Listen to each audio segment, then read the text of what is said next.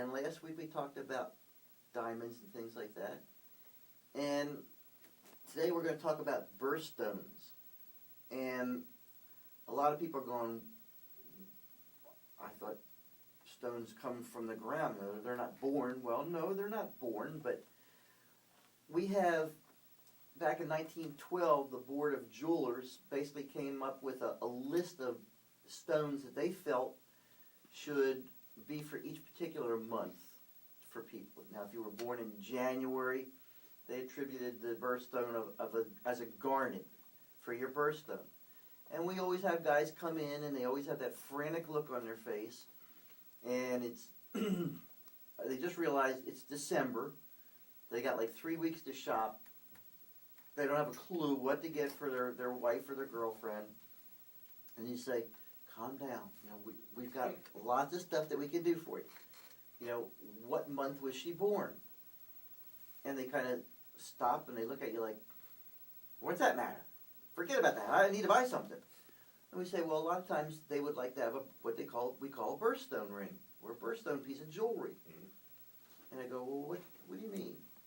So what we do is we sit there and we say, you know, when was she born? And the guy may say she was born in January.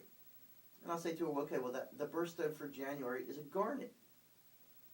And they'll go, well, what's a garnet look like? Well, and that's not a bad question. We said to them, you know, in general, a garnet is sort of a reddish-brown stone, kind of pretty, and we'll walk them over and we'll show them some different garnet stuff. And they'll go, well, I don't think she likes that color.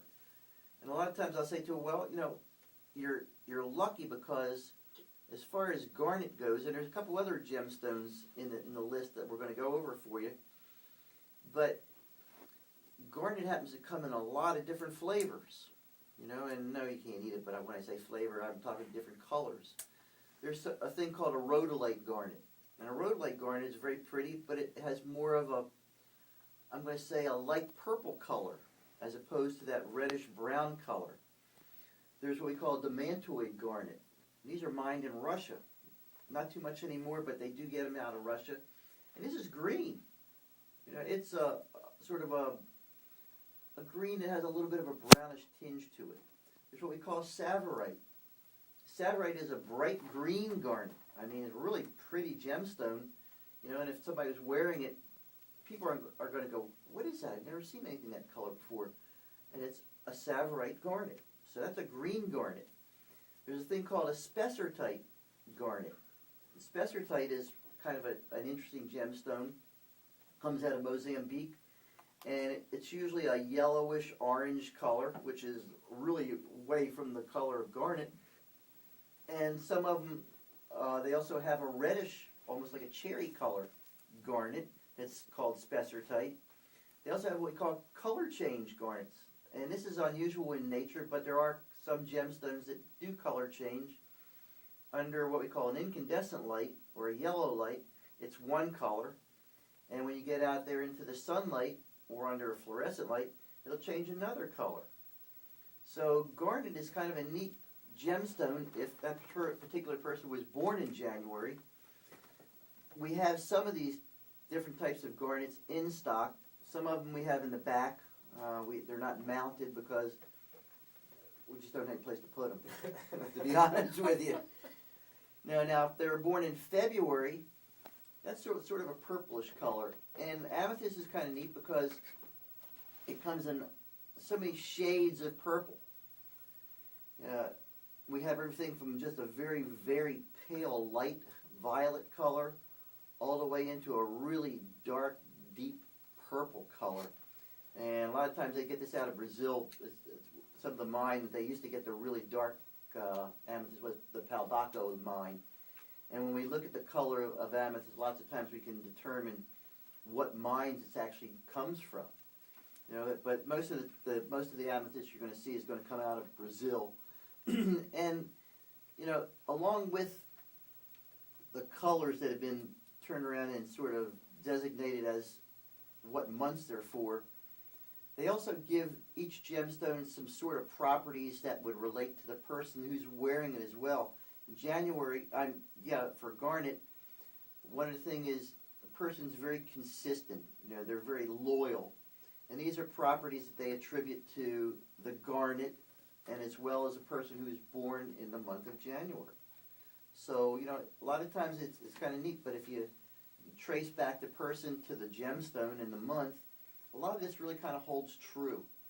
Amethyst is for February, and that stone is supposed to give you peace of mind, serenity, and it also, the person wearing it usually is a very sincere person. So, if they were born in February and these are some of their attributes, go out and get a piece of amethyst for them. And a piece of, whether a pendant or a ring or something with that particular gemstone. Mm-hmm. Now, March, the gemstone for March is aquamarine. Aquamarine. You knew that one, didn't you? I would have known. Yeah.